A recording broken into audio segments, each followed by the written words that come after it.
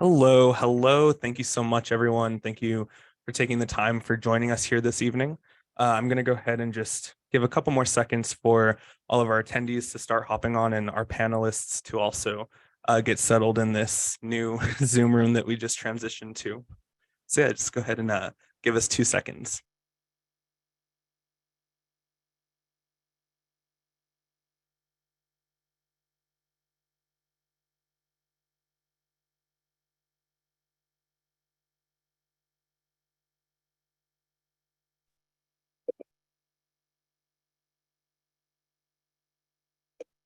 Awesome. Well, good evening, everyone. Thank you so much for taking the time for joining us here tonight.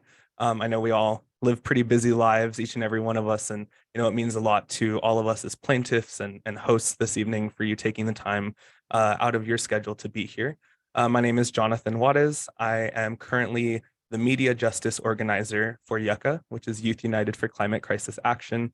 If you've been following along, I just transitioned out of a policy-related role, but I'm still supporting the organization now, largely through social media organizing and that avenue.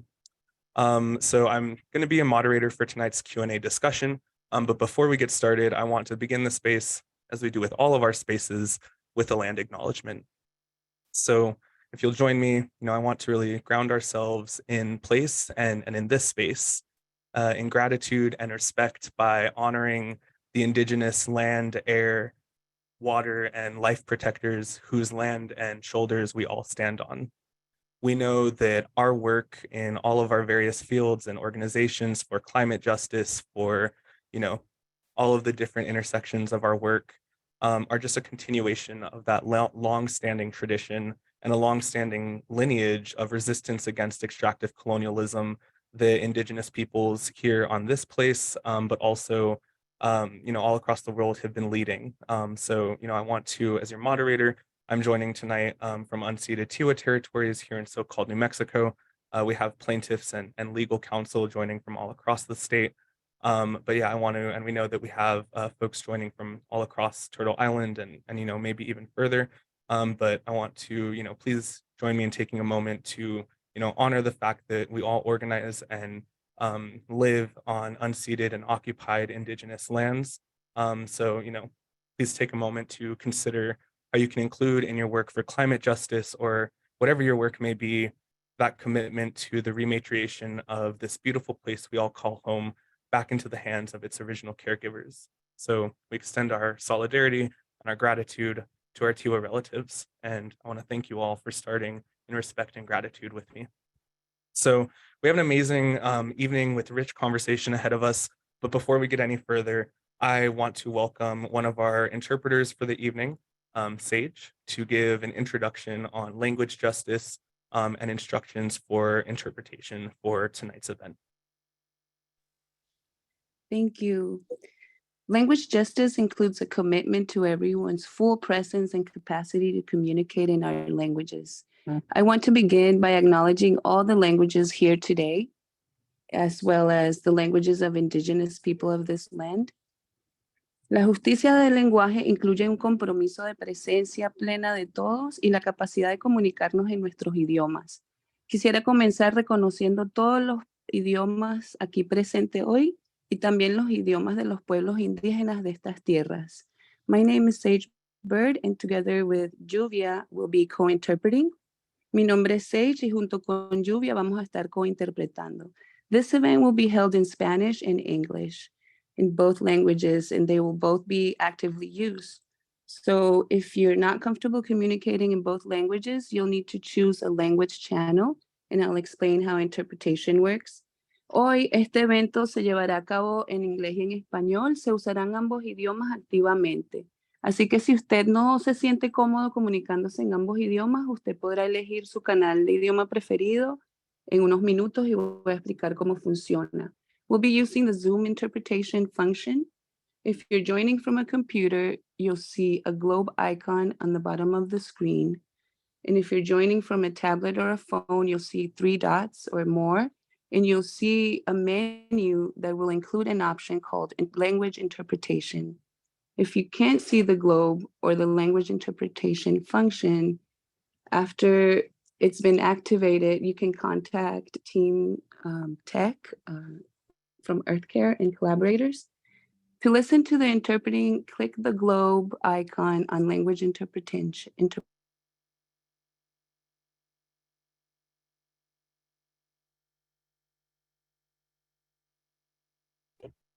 I don't know if others, I think everyone's in the same boat. Sage, we can't hear you.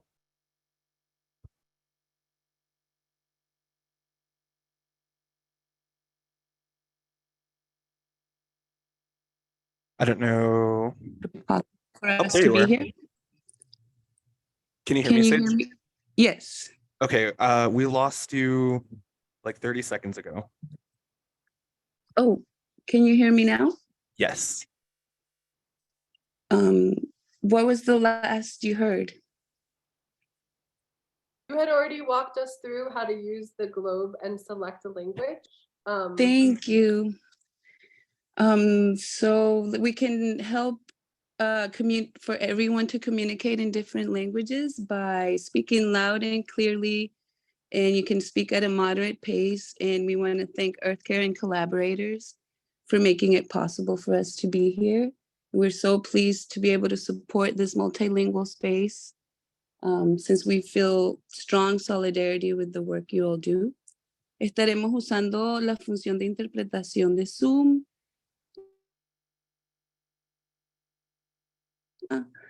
O con un tablet o un teléfono, presione la opción más.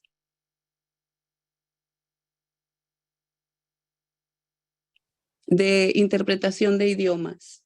Para escuchar la interpretación, pulse el icono del mundo o interpretación de idiomas y a continuación elija su canal de idiomas, su idioma preferido. Es la responsabilidad de todos asegurarnos que podamos comunicarnos usando diferentes idiomas. Esto puede ser posible y nos puede ayudar hablando fuerte y claramente cuando usted comparta y puede hablar a un ritmo moderado y hacer pausas. Si usted no puede escuchar la interpretación, por favor no sufra en silencio y comuníquese en la caja de texto con alguien de EarthCare. Y muchas gracias a EarthCare por hacer posible que estemos aquí hoy. Nos da mucho gusto poder apoyar este espacio multilingüe y sentimos una fuerte solidaridad con el trabajo que hacen. Thank you for your commitment to building bilingual spaces and language justice.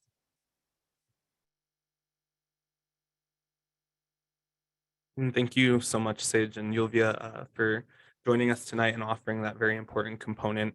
As has been mentioned, language justice is just such an important piece.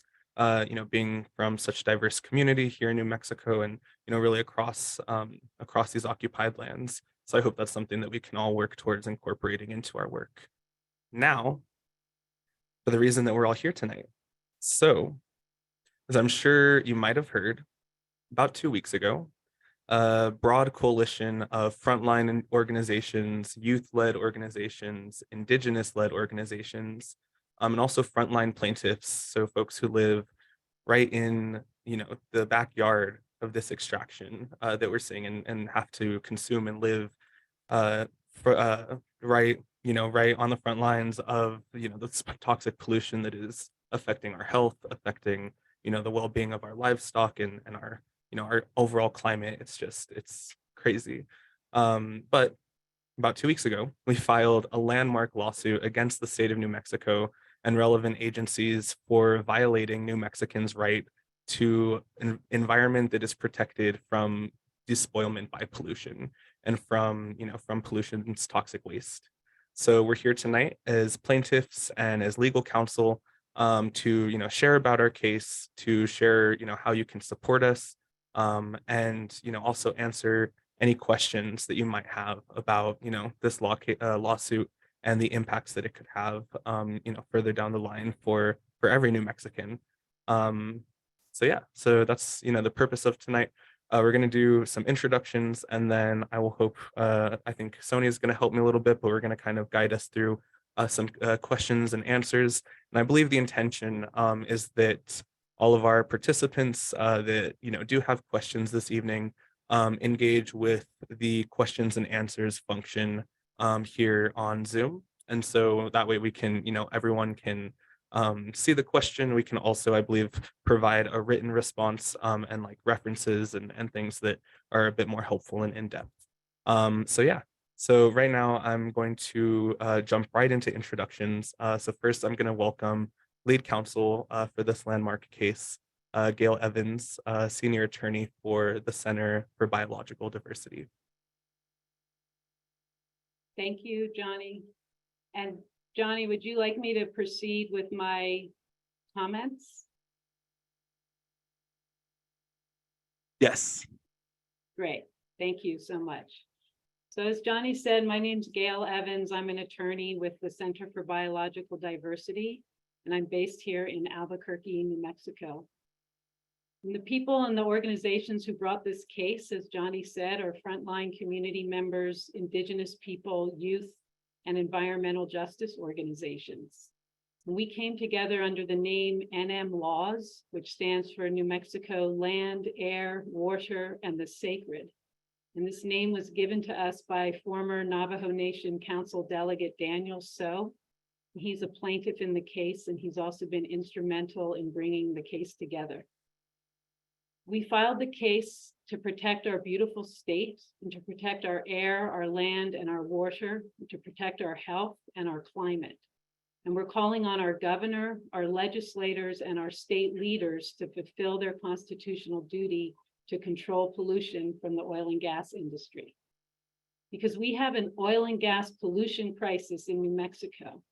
In the last decade, oil and gas production in New Mexico has increased nearly tenfold, making New Mexico the country's second largest producer of oil and one of the top producers of gas. And with this explosion of oil and gas production has come an explosion of oil and gas pollution. We hear a lot about the money that this production has created for our state budget, but we don't hear so much about the high price that we pay for that oil and gas money. We pay with our health, we pay with our air quality, we pay with water contamination and harm to our plants and wildlife. We pay with desecration to places sacred to Indigenous people. And we even pay with our future because we sit on a global carbon bomb in the Permian Basin. Greenhouse gas emissions from oil and gas produced in New Mexico and burned anywhere play a significant part in the global climate crisis. The people who are leading this case have been calling for this crisis to end for years.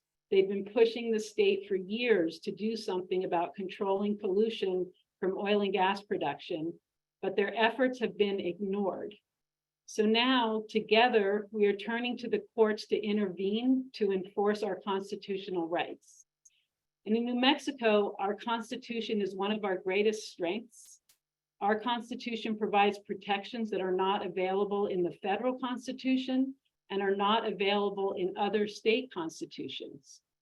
Our Constitution has a pollution control clause that requires the state to control pollution and protect our clean air and our water and our other natural resources for the benefit of the people of the state and for future generations. And the state is not fulfilling this constitutional duty. Our state constitution also protects fundamental rights to life, liberty, property, safety, happiness, and equal protection. And again, by permitting oil and gas production and pollution that harms our health and our clean air and our land and our water, the state is violating the plaintiff's fundamental rights.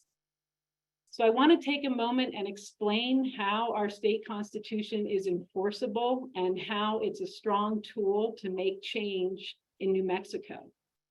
So this pollution control clause was added to our constitution in 1971 through an amendment that was approved by New Mexicans who voted for it in favor at the polls. And this pollution control clause puts a duty on the state to control pollution. It's something that state constitutions can do that's not in the federal constitution. It's called a positive duty, and it means that the state actually has to come forward and act in order to fulfill this duty. Different from the federal constitution, where federal constitutional rights are about limiting government action to prevent the government from like impinging on our rights. State constitutions can have these positive rights that puts this positive duty on the state to come forward and act to fulfill the duty. Since passage of this pollution control clause, the state has not come forward and acted to control oil and gas pollution. The state has not put in place a statutory, regulatory, or enforcement scheme that controls pollution from oil and gas. This case is comparable to other constitutional litigation that I've done in New Mexico. I was the lead counsel on a case called Yazzie versus the state of New Mexico. And there we sued the state for not fulfilling its positive constitutional duty to provide all school-age children with a sufficient education. And again, in that case, we came forward with evidence showing how the state wasn't acting to provide our school-age children with the education that they were constitutionally entitled to. Likewise, in this case, we have very strong evidence to show that the state isn't fulfilling its constitutional duty to control pollution. We have strong evidence about the poor air quality in areas of the state with heavy oil and gas production, air quality that doesn't even meet basic federal health standards. We have strong evidence about the more than 1,400 spills of toxic liquid waste that happen every year in this state and contaminate our land and our water. We have evidence about the desecration of places held sacred by indigenous people due to the state's permitting of oil and gas production, and harm to our land, our water, our wildlife, and harm to our climate. So all of this results in the state failing to fulfill its duties under the pollution control clause and the state violating the rights of the plaintiffs to their safety, their happiness, their life, their liberty, and their property. And it also violates the frontline and indigenous and youth plaintiffs' rights to equal protection under the law, because equal protection guarantees that you won't be treated disproportionately, you won't be discriminated against. So the disproportionate impact of this pollution on frontline indigenous and youth plaintiffs is a violation of their equal protection rights. We're confident that the court will enforce the Constitution and order the state to fulfill its constitutional duty to protect us from the harms of oil and gas pollution. Thank you. Awesome. Thank you so much, Gail. And it's been such an honor to work with you. I know that you've, like you mentioned, you've done other landmark historical cases and holding the state accountable to what has been laid out by lawmakers in the past as their constitutional duty. And it's, again, a privilege to have you as lead counsel for this case. So next, I want to welcome Mario Atencio, community member from the Eastern Navajo Agency. Thank you, Johnny. Thank you, fellow panelists and people in the audience. My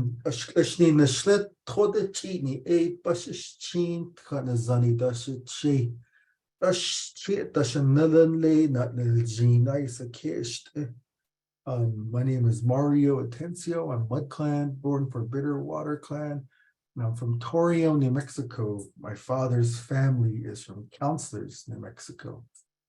The talk focus of the remarks tonight focus around spills, oil and gas spills.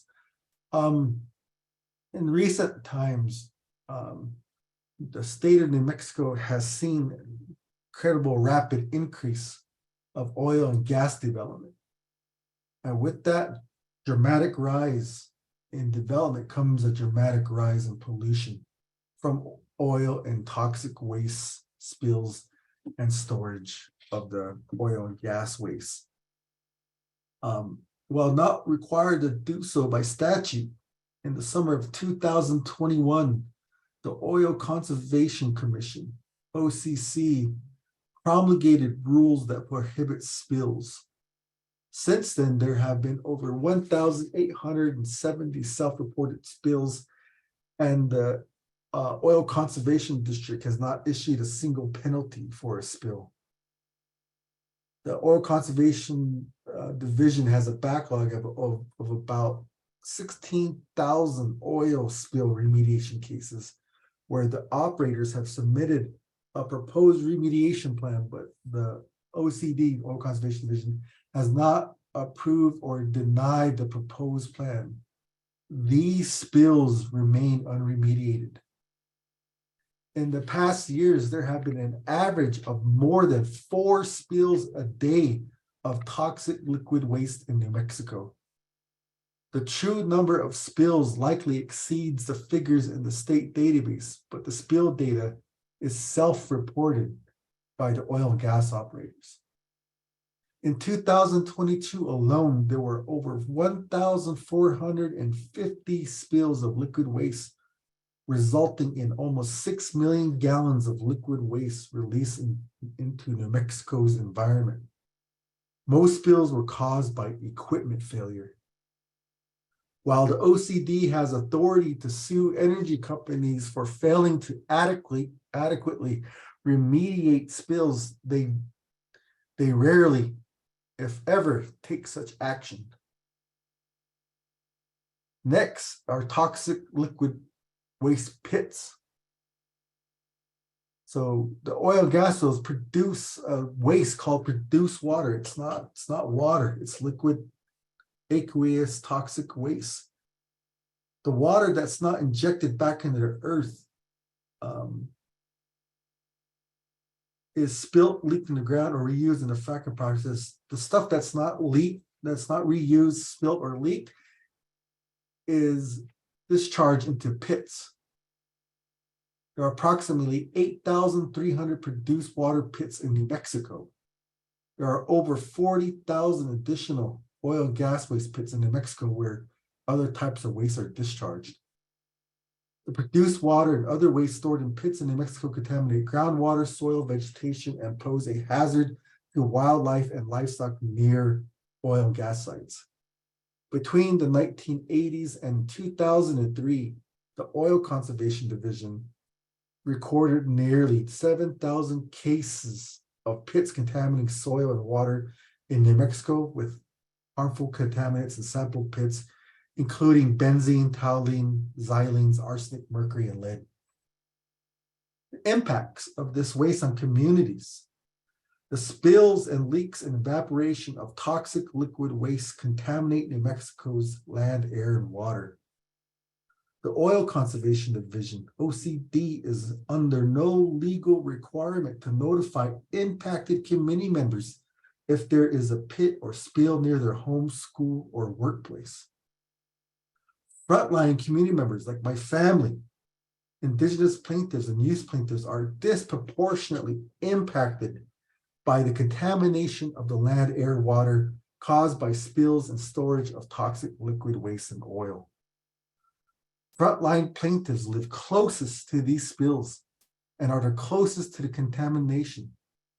Indigenous plaintiffs, like my families, our relationships with the ancestral landscapes, Indigenous sacred places, our traditional resources is harmed by the contamination of the land, air, and the water. Our young people are more harmed and more vulnerable to the health and the climate impacts of pollution. In February 2019, over 50,000 gallons of oil and produced water spilled onto my lands, my father's lands in Councilors, New Mexico. The state had a duty to protect us, even on federal Indian allotted lands. This whole group, this whole today is one pathway. My family is seeking justice. And so with that, I hope this little data here is helpful for people to understand why we are suing the state. And so with that, I'll give it back to you, Johnny. Thank you. Awesome. Thank you so much, Mario. It's always so powerful to hear, as you mentioned, from those on the front lines of this, this pollution and the waste and just all of it. And thank you so much for being here. Next, I want to bring up, a really courageous Yucca member. But first and foremost, she is a community member from the Permian Basin. Thank you, Johnny. Hello, I'm here today from the New Mexico region of the Permian Basin. When most people think of New Mexico, they think of endless skies and vast picturesque deserts and mountains. But the region I'm coming from is not that.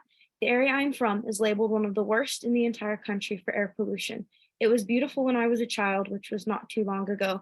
Now, as far as the eye can see, you're looking at oil rigs and gas flares dotting the hills.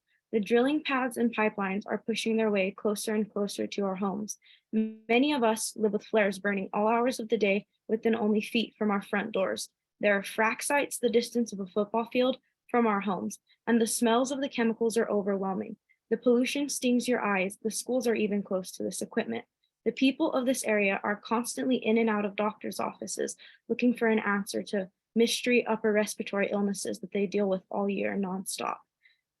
One of my siblings deals with nosebleeds every other day, and she's not the only one I know who lives in this condition. Things like migraines, asthma, and fertility problems are commonplace in frontline communities like mine.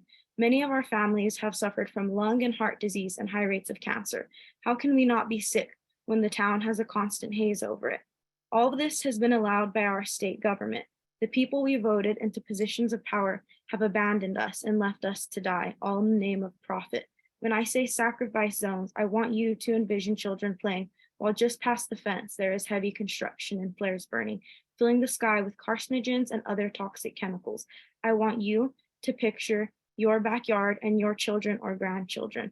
I want you to know that many young people, myself included, aren't thinking of our futures anymore, with so many unknowns living in a place that is on its way to becoming uninhabitable. And it may already be uninhabitable by public health standards, but people still live there on the front lines. Innocent people, many who are low income and many elderly.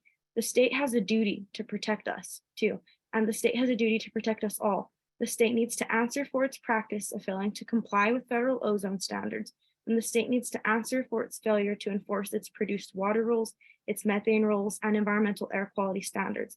The state has to answer for its failure to hold polluters accountable, to remediate spills and accidents, to clean up their mess, and to protect families from contamination in the first place.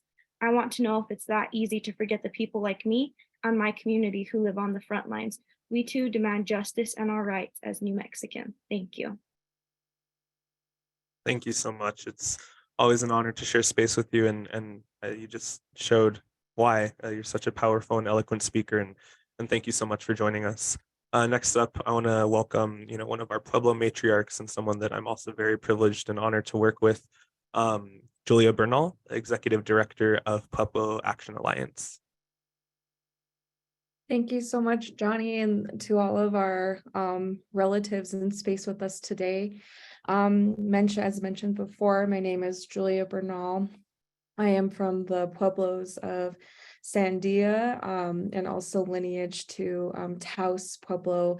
And I'm also very proud to recognize my Yuchi side from Oklahoma. I am with the organization Pueblo Action Alliance, and we are a purpose-driven organization, meaning that we have implemented our traditional core values as Pueblo peoples who have lived and thrived collectively in this landscape since time immemorial, have utilized those teachings and resourced ourselves to essentially bring our young Pueblo people to visit places like Chaco, to visit sacred landscapes, and to learn about the land-based methods that our ancestors used to utilize and used to steward and manage these really sacred landscapes. We've also been very privileged to provide that opportunity for our staff and our young people to connect to these landscapes, to imagine maybe what these places could have looked like or been like before colonialism. And also to learn about our rights as Indigenous people, because we do have rights. We have rights to access and freely enjoy and practice our traditional ways of life. But unfortunately, the Indigenous identity and practice has become somewhat of a political understatement across the global Indigenous struggles, as we've been in solidarity and been fighting for generations to practice ceremonies on our landscapes. This isn't just for Indigenous peoples here, but for many Indigenous peoples all over the world. And climate change and colonial extractivism is a very large part of how our rights are being impeded on as Indigenous peoples. And so through our organization and our network, we've been working in coalition. We've been working with our communities on how to address the international, federal, and state governments' role in choosing dirty energy production over our lives and the lives of our non-human relatives, such as our water and earth mothers. And so in New Mexico, the warming that has been associated in terms of climate and temperature and rising temperature is human caused and is exacerbating the climate crisis in the Southwest, to the point in which now we're starting to see a large impact on our precious water resources. Many say that, for the past 20 some years, we've been in mega drought, but unfortunately we have to succumb to the notion and to the fact that we are in this state of aridification because of how climate is changing. We are seeing a decrease in our snowpack, which is vital for surface water runoff and groundwater recharge. And because of the climate crisis, we could potentially see a decrease in our surface water runoff and groundwater recharge up to 27% in the next 50 years. We feel like this lawsuit is an opportunity for agencies to get the resources that they actually need in order to fulfill those huge gaps in water data. At this point, there is really no centralized data base with records or measurements of how much groundwater we're actually using. And through this litigation, we would like to address how industry is also impacting precious groundwater resources that are going to be vital for future climate adaptation and mitigation strategies. And so with that being said, I am here only as a vessel to relay information and understanding to our community members on how climate, colonialism are interconnected and essentially impacting our ability to practice ceremonies on these sacred landscapes that we hold very dear to us. And so again, thank you for the opportunity to be here in space with you all today. And I'll go ahead and pass it back to Johnny. Thank you. Of course, thank you so much, Julie. It's been such a privilege to, kind of grow up around your activism and your leadership and just be able to lean into that, really amazing, just matriarchal wisdom. And just thank you so much for all that you do. Next, I'm going to bring up Kendra Pinto, so community member from the Eastern Navajo Agency. Hi, thank you. Hi, everyone. My name is Kendra, and I reside in the Greater Chaco region in the Eastern Agency of the Navajo Nation. I grew up in this area and do plan to remain and live in this area. I spent a fair amount of time outside as a kid and wandered through the hills and the valleys, mostly in the Liebert Badlands. Because I'm in what is known as a sacrifice zone, I began finding information on hydraulic fracturing that was booming nearby. This led to my involvement with the amazing people here today. And actually right now I can spot 3 well sites, oil and gas well sites. And if I move, I can spot 2 more. From time to time, there will be flares up and running within a 10-mile radius of my home. And because this area is known as the checkerboard, this creates such a jurisdictional nightmare for the folks that are dealing with it on the ground. And this lawsuit is pretty much a megaphone message to the state, at least for me, that the public safety and health of communities dealing with large-scale extraction projects is being harmed intentionally.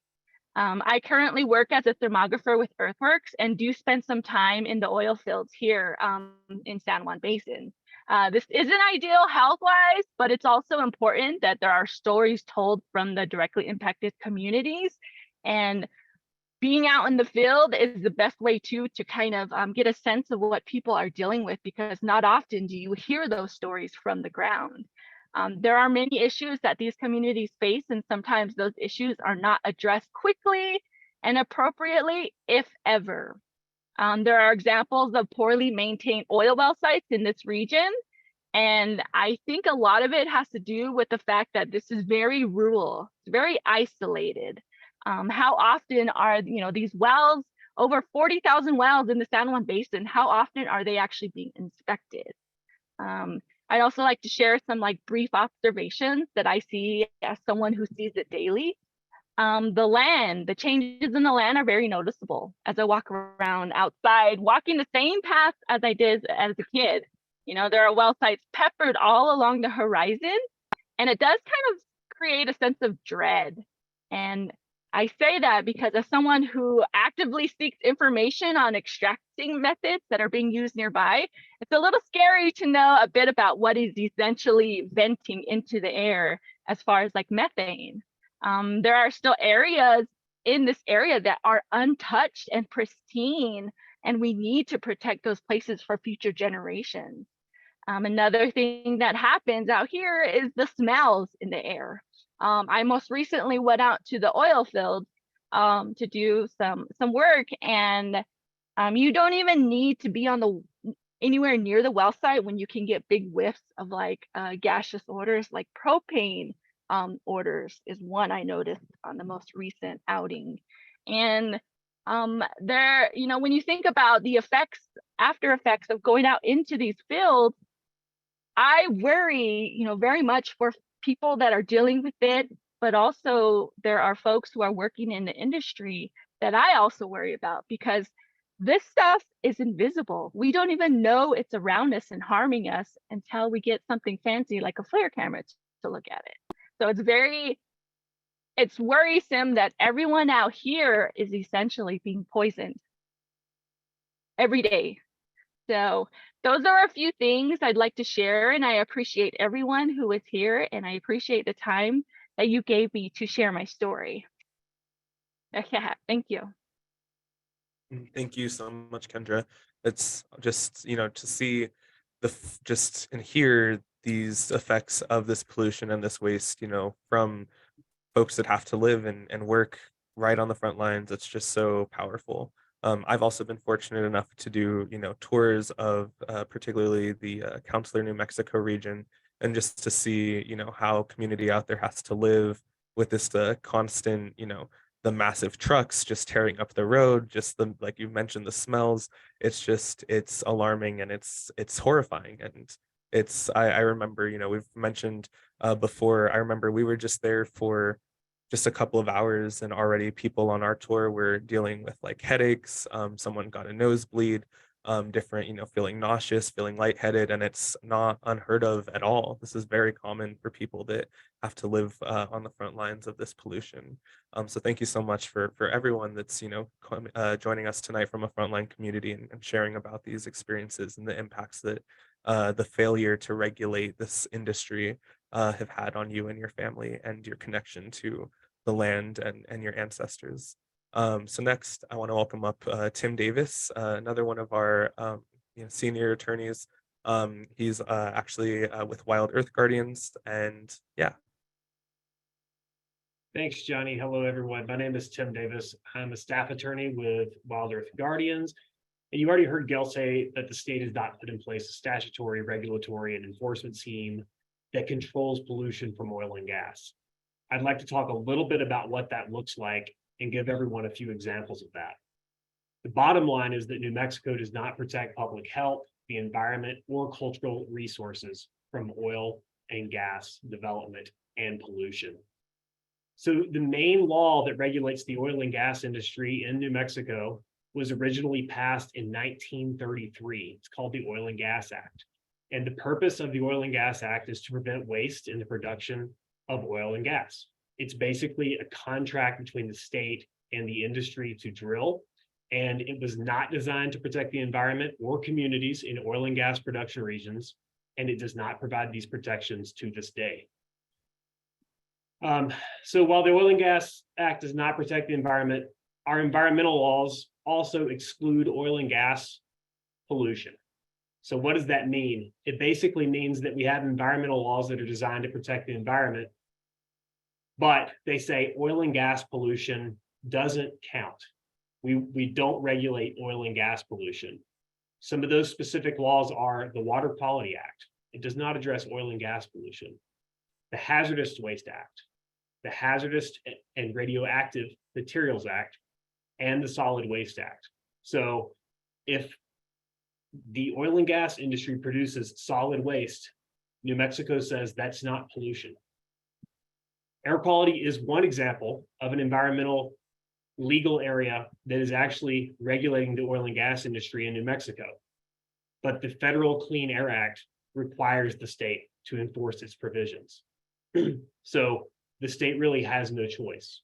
However, even though the Air Quality Control Act in New Mexico applies to the oil and gas industry, the areas of heavy oil and gas production are out of compliance with federal health-based air quality standards for ground level ozone. And then, unlike many states, New Mexico has no law that requires the state to even consider the environmental impacts of state actions. Last, on the legal front, I'd like to talk about well bonding. So the Oil and Gas Act actually does mandate that producers provide financial assurance for the wells that they drill. However, our legislature has put a cap on that financial assurance, and no producer can ever be required to provide a blanket bond of more than $250,000.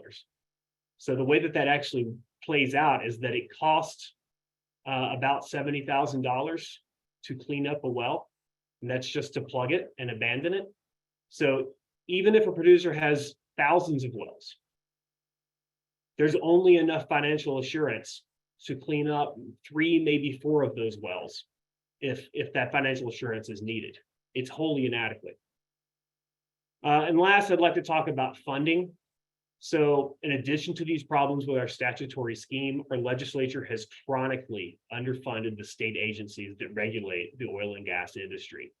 This means that where agencies do have enforcement power, they don't have the resources to exercise that enforcement power.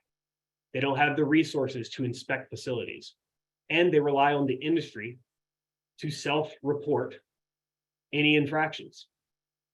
So the bottom line here is that New Mexico does not protect the environment or communities from oil and gas pollution.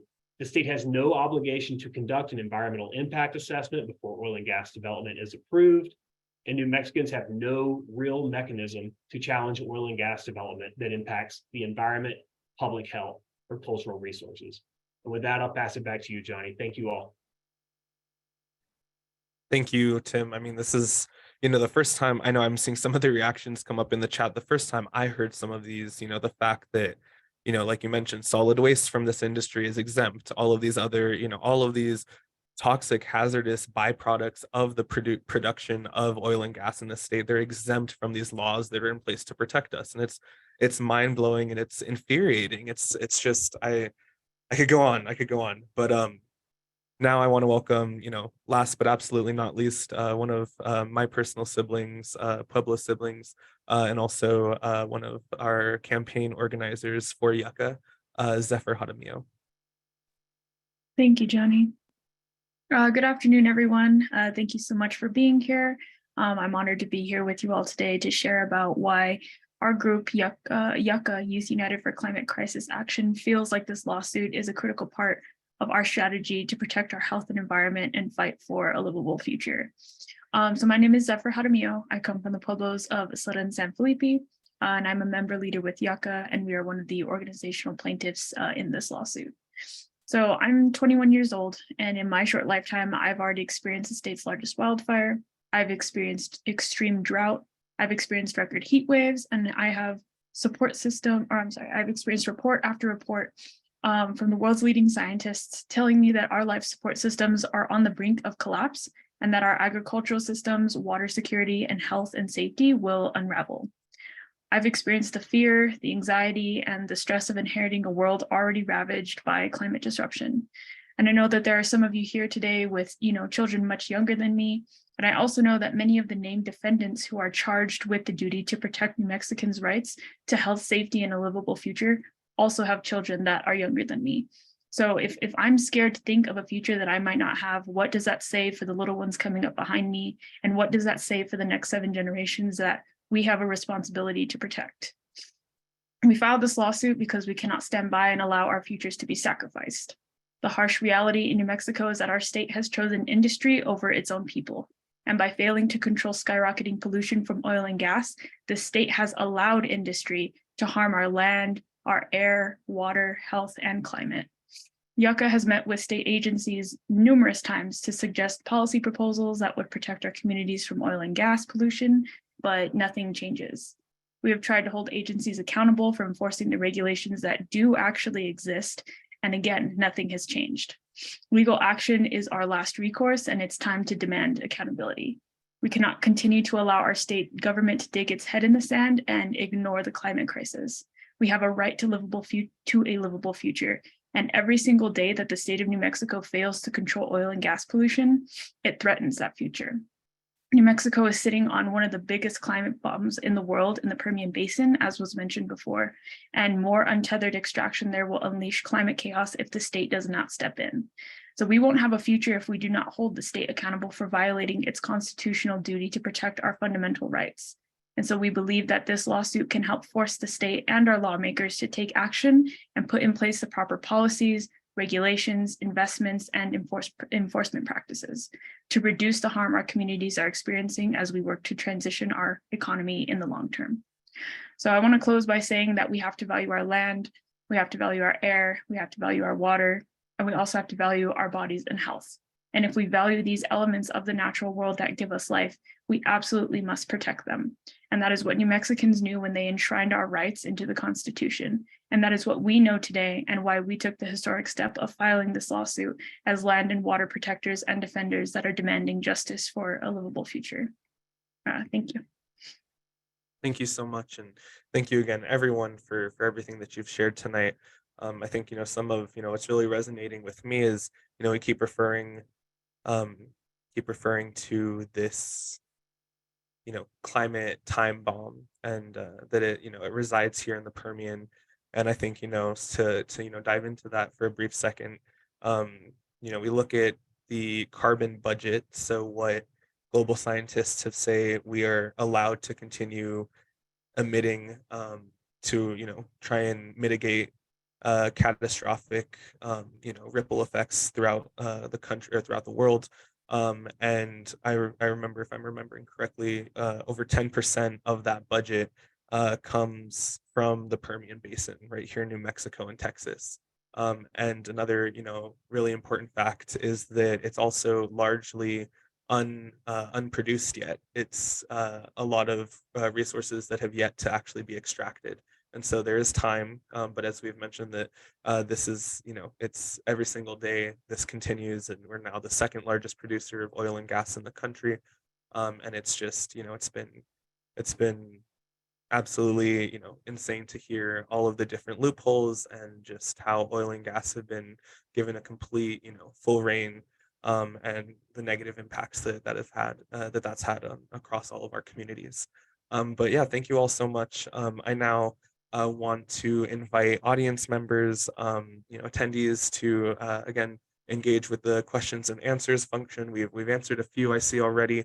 I know that there's a few that we're going to be answering live as well. So for those, I'm going to go ahead and bring Sony back over to help me facilitate those pieces. Thanks so much, Johnny, and a huge thanks to all our panelists. My name's Sony. I'm a campaigner with the Center for Biological Diversity and really honored to be here today. We have a few questions that are sort of pertaining to jurisdictional issues and what whether these the implications of this case will apply on federal land. So I'm going to read a couple of these questions and pass it over to Tim. So does the New Mexico constitutional amendment for a positive duty also apply to federal lands under BLM management? And because it's a constitutional issue, can it possibly be brought to a federal court since it's violating federal acts? And additionally, if this group wins this lawsuit, will it only apply to state oil and gas permits? Can drilling continue on federal lands without state permits? So Gail, could I ask you to address some of these questions? Yeah, thanks, Sony. I just want to explain that Tim and I are here together because Tim is also looking after his 11-month-old baby. So we've been juggling that a little bit, which is why there's a back and forth. So the state actually grants permits to drill for every well in the state of New Mexico, whether it's on federal land, private land, or on state land. And the State Oil Conservation Division is responsible for spills that come from those wells, regardless of land status. And the New Mexico Environment Department also grants a permit for every oil or gas well that's issued in New Mexico. And they're responsible for air quality, regardless of the land status that that well is on. So the state has a lot of authority for all of the oil and gas production and all of the pollution that comes with it across the state. And I think there's really a misconception, and the state kind of gets off the hook lightly when people say, oh, well, that's a federal issue or that's on federal land. No, the Environment Department is responsible for air quality, and the Oil Conservation Division of the Natural Resources Department is responsible for the contamination of our land and our water from the spills. I don't know if I covered, there were several questions in there, Sony, so if I didn't get them all, would you repeat any of them? Yeah, absolutely. So there was also a question about whether this case could be brought to federal court, a version of this case because of with the federal constitution. So in my experience, cases that have been tried in federal court and lost have been tried in state court under the state constitution and won. In terms of example, our equal protection clause, a case that was tried to bring justice for farm workers under the federal equal protection clause was lost. I tried the same case in state court under the state equal protection clause and we won. The federal constitution doesn't have a pollution control clause. Our state constitution does. And we're not relying on federal statutes for this case. There's a reference to the Federal Clean Air Act only to say that that is what the state then put in place, the Air Quality Control Act. And in the Air Quality Control Act, which is a state statute, it says the state must prevent or abate air pollution and must comply with these federal health standards. The state isn't doing that. And because the state isn't doing that, that rises to a level of a state constitutional violation because there's no enforcement mechanism in the Air Quality Control Act to come in and just say that's a statutory violation. And we put together all of these violations, all of this contamination, all of this pollution. The reason the case is so broad is because it's that big picture that rises this to the level of a constitutional violation. Awesome, thanks, Gail. Before I pass it to someone else for Nomi's question, I wondered if you could just clarify for one question, what is the requested relief or remedy of the lawsuit? That was for me, Sony? Yeah. So we're asking that the court order the state to come into compliance with its constitutional duties. And until the state has come into that compliance, the state cease permitting any new development because it's a constitutional violation to keep permitting more and more pollution when you're already violating your constitutional duties. So the state is going to have to step up. It's got a lot of work to do to put in place appropriate statutory and regulatory mechanisms and enforcement mechanisms and funding the agencies to then do their jobs. And that's where we're asking the state to find they're out of compliance with their constitutional duties, to maintain jurisdiction and monitoring of the state and until the state comes into compliance and to cease permitting in the meantime. Thank you, Gail. So we have a question from Nomi asking, what can we do to help? I wanted to pass that to Julia for ways that folks can be supportive. Yeah, so as you all just, heard this lineup of various plaintiffs, plaintiff individuals, and also organizational plaintiffs, and our NMLAWS coalition, we will be continuously producing materials and updates regarding the progress and just any, public facing details that we would like to share with our community members. And so I think what we would ask is that if folks do want to help this case and be in solidarity, that you utilize the narrative that we are, publicly pushing forward, and that is to, hold the state accountable for their